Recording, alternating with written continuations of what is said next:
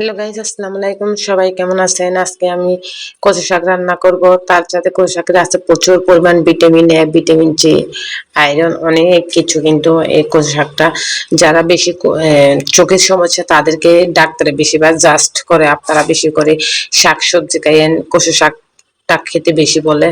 ওই জন্য যাদের চোখে কম দেখেন, চোখের ঝাপসা দেখেন, তার নাকি কচু শাক খেলে নাকি ভালো হয়। কারণ আমি আগে থেকেই এই কথাটা শুনে আসতেছি আমার ছোটবেলা থেকে।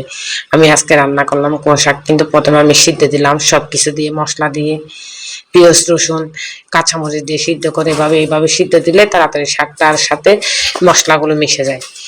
এবার আমার এখানে হলুদ সবকিছু দিয়ে মশলা দিয়ে ভালোভাবে লেড়ে আগে নিয়ে নেব। এরপর দিয়ে দেব তেলানি। আসলে আমার ভিডিওগুলো ভাইরাল হয় না কেন, আমি কিছু বুঝতেছি না কেন হয় না। আপনারা কি আসলে তাই ভাবছেন? ভিডিওটা কি আমার আসলে ভালো হয় না, নাকি আমার কথা ভালো হয় না, আমি কিছু বুঝতেছি না। কিন্তু আমি নতুন তো, একটু কথা বলতে হঠাৎ করে আটকে যায়। আমি এটা আসলে আস্তে আস্তে ভিডিও ছাড়ার পরে ওটা ভালো হবে। আমি কই শাকটা আমি এখন তেলানি দিচ্ছি প্রথমে গুঁড়ার পরে। তেলানি দেওয়ার পরে মনে হচ্ছে কি জানেন, আমার একটা ইলিশ মাছ থেকে গেছে। ওই ইলিশ মাছ দিয়ে মনে হয় আবার একটু তেলানি দিলে আবার ভালো হবে। জাস্ট এটা তেলানি দিয়ে হওয়ার পরে আমি আবার ইলিশ মাছ তেলানি দিলাম। এখানে আমি লেবু চিবি দিলাম। একটু যাদের গলা ধরে, ওই গলা না ধরার জন্য একটু লেবু দিলে হয়। আমি বেশিরভাগ টমেটো দিই, আজকে টমেটো ছিল না, ওই জন্য একটু লেবু দিয়ে দিলাম।